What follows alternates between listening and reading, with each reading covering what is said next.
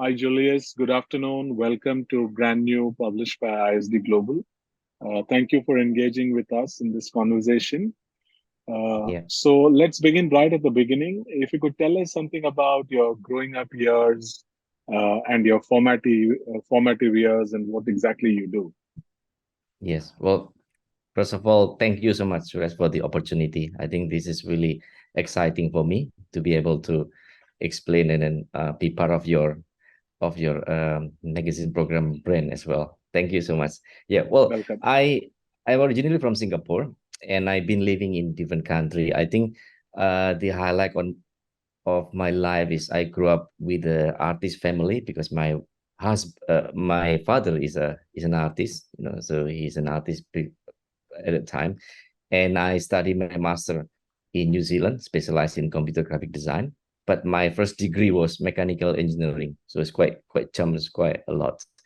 Yeah. So when after I graduated my master, I spent most of my career as an educator. So I'm teaching in New Zealand in university, also in Singapore in number of university and colleges like LaSalle, College of the Arts, and then NTU, and also Nanyang Poly and other things. And 2011, I moved to Dubai, and then teaching in higher colleges of technology and also Amity before I traveled back to Malaysia. Yeah. And also during the time in Singapore, I was really active, involving in an interactive installation project. So that's actually my main area, combining art and technology. At that time, the interactive installation is the highlight, and many uh, uh, uh, like a museum, gallery, or even company, they wanted to build this interactive installation that they can put on the exhibition hall, on the visitor center, even in the shopping mall at the time. Some of the shopping mall, they building all those interactive installation where visitor can interact with the content. So this is basically, and also we put it the kind of art elements to it, so make it more attractive, more artistic, and also meaningful in a way. Yeah, so that's a bit about me. Yeah. Lovely, lovely. Thank you. Mm. I think that leads us naturally to my next question. Yeah. As we all know, in today's day and age, getting people's attention and retaining Mm. attention is a big, big Yes. challenge. You spoke Yeah. about interactive technology and engagement and all Mm. that. How do brands, organizations, address this challenge? The lack of attention. Well, my based on my past experience, I noticed this. The people attention to a brand, especially with the how people react to advertisement, is is changed over time. I remember in the early days, people will attract with all those advertisement that have really good quality images, visual. That's really so that many brands they're hiring people like me at the time to create interactive kind of contents, and also artists to create visually appealing images. But right now is again it changed as well. So people starting, because I guess the high quality content is getting too much in the internet. Now it's easy to find high quality That contents. is I content remember overload. content overloaded. Correct. Yes. So now people attention is no longer whether it's a visually appealing or interactive anymore, but on the next level, which is how they actually can involve with the content. Because right now, see, I guess still since the YouTube getting more popular, people now realize, because we all know how the YouTube works. When we have a content, we publish on the YouTube, and people view it and people click it, and then that count as an income for the content creator, and also for the advertisement to measure how many people actually aware of their brand. So now then a lot of viewers, they realize they become some sort of victim, not really victim in the net, but some sort of uh, kind of a pool of viewer that you utilize by this market and marketers and also brand and content creators. So now a lot of people demanding how I can be involved in the whole thing, in the process, not just view and click and that's it. So the So it involvement is is like now becoming too participating much. with the brand rather than just Yes. engaging. Yeah. Yes, correct. Yes. No. So interactive in terms of clicking and feedback, there's things in the past. Now the viewer involved, engaging with the brand. Immersed, It's immersed. in the brands. Yes. There's Absolutely. I see the trend now is going to toward this way. Yeah. So, tell me, Julius, obviously technologies like AR, VR have been Yeah. around for quite some time, but do you Mm. think we have reached a stage wherein these technologies have attained critical mass? Have they attained Mm. critical mass so that more and more organizations and brands can look at actually adopting it and using it? Yeah. Well, my observation is not yet. It's not reaching the critical mass. But then this is the very reason for brand and the other kind of company to start to entering now, because the thing that caused all this technology like VR and AR, like the hardware and also the computing speed, now is exponentially increased really rapidly. So meaning, if you look back, the VR is developed maybe there's new version once every 10 years, let's say now every years. So then right now we don't reach the critical mass kind of a state, but it will be very soon. So meaning it's very important for brand and marketer to jump in now before it reaches the peak, because then by that time it's too late. so, Right. so so this is why so many startup now they're seeing this opportunity. That's very interesting. Yeah. I don't remember who mentioned this, but it is a great Yeah. comment. He mentioned that the future happens gradually and then all of a Yeah. sudden. Yes. Correct. Yeah. You know That's that that's I think that's happened all the that's time. exactly what might be happening with VR and Yeah. this these kind of technologies. Correct. Um, Correct. yeah. So another thing that I wanted to kind of pick your Mm. brain on was, Yes. see, ambiguity and hype seems to be associated with all these emerging technology Yeah. and platforms like blockchain, NFT, metaverse, Yes. etc., etc. Yes.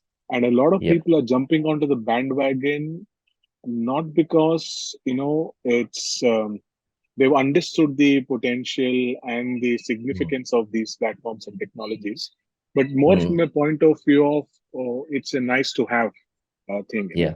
So Yes. I feel that there is a huge, the chasm has to be bridged in terms of Yep. what people understand and what people truly need to understand. There Yes. is perception is one thing, reality is another. What are Correct. your thoughts on this, Julius? Well, that's true. This FOMO, like afraid of missing out, is kind of now developing in the market. So since last year when I joined with one of the blockchain company in London, at the time I was leading the team to lead the metaverse team to meet with so many clients. And then I realized, and actually there's two type of brands who wanted to utilize this. One brand, they because they have a FOMO, afraid of missing out. So what happened is they will looking for a company to help them to launch any project that related to metaverse, blockchain, or NFTs. So that's number two. Brands will think long term. Thinking long term, and this kind of brand will thinking long term. They start to hiring a people dedicated within their team to looking at this opportunity specifically, including the blockchain company that hired me at the time. So it's different. So they're seeing long term. Now they're starting to stage by stage launching their involvement, their projects stage by stage that still kind of extend whatever that they currently have. It's not to replace, but to extend it. So these two type things, two different things. Yeah. Right, So it's right, right. important. Absolutely, Yeah. absolutely, and I'm glad you mentioned it because you're Mm. an technologist and an educator as well, Yes. which leads me to my next ask, which is, where do you see the future of digital art going? Given all this um, availability of resources, Mm. if handled right, if leveraged right, where do you Yep. see the future of digital art? Well, my personal point of view, I've been following up this art and technology since early 2000s. There's so many going on, but I see the trend now with these NFTs, blockchain, especially with the blockchain. See, the idea of having all this blockchain and NFT is toward the decentralizations. It's not like anything owned by one person or one company. So that will happen with the digital art. So I think in the future, digital art is a result of huge collaborations. So it's not just one artist create one thing. It's just probably two, three artists collaborate with brand, collaborate with the manufacturer, collaborate with government, create some huge artistic that can be enjoyed by public. So there's no central one person on this particular thing. It's a collaborative, and that's possible with the blockchain. In the past, that's difficult, because because there's no ownership or certification. Now, yes, it can be shared. The revenue can be shared, the credit can be shared, the benefit can be shared, even with the people who hold the share. Public who hold. So now this is come back to my previous statement. So now public become involved, not just viewing it, but they own little bit share of it.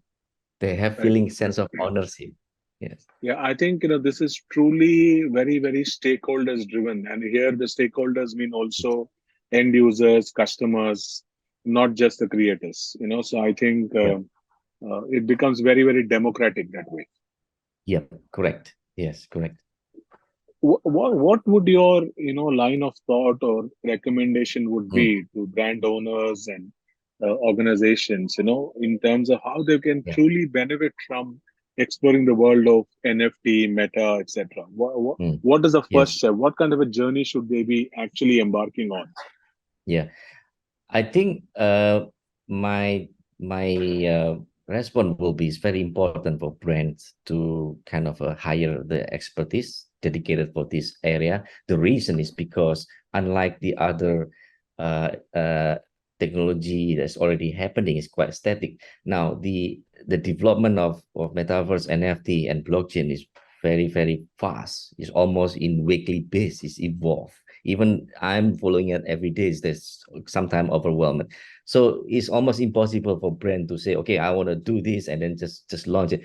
They need to have a people within their team to always watching. So this is the first step that's very important. And this expert or people can actually looking at what the brand have So, and I create think an it is not understanding. very different. Sorry to Hmm. interrupt. It is No, not very different from other things. Human capital, human expertise comes first. Even when we yes, have to yes. deploy the best of technology and the True. best of Yeah. platforms, right? Yes, correct. Yes. Even with the AI, see now many news around saying the AI will replace a job, but actually a company need to hire people to kind of nurture this AI to utilize it. They not cannot just register on one of the AI, let's say ChatGPT, and utilize it just like that. No, they Right, need to have right, someone to actually looking at. Yeah, so it still need a human capital, but in different way. Yeah. right, right. So you've been widely traveled. You've done business and worked in different markets, Mm, whether it is UK, Europe, North America, the Middle East, etc., etc. Which are the markets, which are the countries, Julius, that you see that are using this technology to the benefit of the community? Which are mm. the markets where you see, this technology is being used to the benefit of the community? Okay. Well, in the past year and a half, I see the movement is quite big in US and also in Europe, and followed up by the Middle East, especially Dubai. Obviously, I think Dubai is quite aggressive, and they wanted to see. I mean, they're seeing this one as a part of the important part of the future. So they wanted to be to kind of a early adopters, and also to put the infrastructure in the right way. So in the Middle East, is Dubai is is the place where, and also now with Dubai advantage, to setting up company and tax free. So now many startup who in this area, metaverse and NFT, they also move to Dubai to start their business there. So it could be one of the best place maybe in the future. Yeah. Okay, okay. Okay, finally, before I let you go, Julius, it's been a All right. fascinating, insightful conversation. Thank you so Yes. much, Julius. Uh, Yep. we all have our, bouts of inspiration. There are, maybe Mm. people or experiences or books or situations Yes. that actually Yeah. inspire you and motivate you, in both Yeah. life and career. Can you Yes. share some of yours? Okay. Well, quite a lot, and all is just a little bit here and there. But in this area, in the metaverse area, I think one one person that it can be, I think it's good as a reference, is a Kathy Hackle. I think you've seen it in a Instagram, because she have a quite strong background in VR industry and now related to the metaverse. That's in term of the metaverse, and in term of I the think she's arts. released a new book also, right? Yes, she's Very also recently. collaborating with other writer. Yes, yeah, recently, and also there's a number of books by Dr. Mark. Talk about the internet. So that talk about the metaverse. Sorry.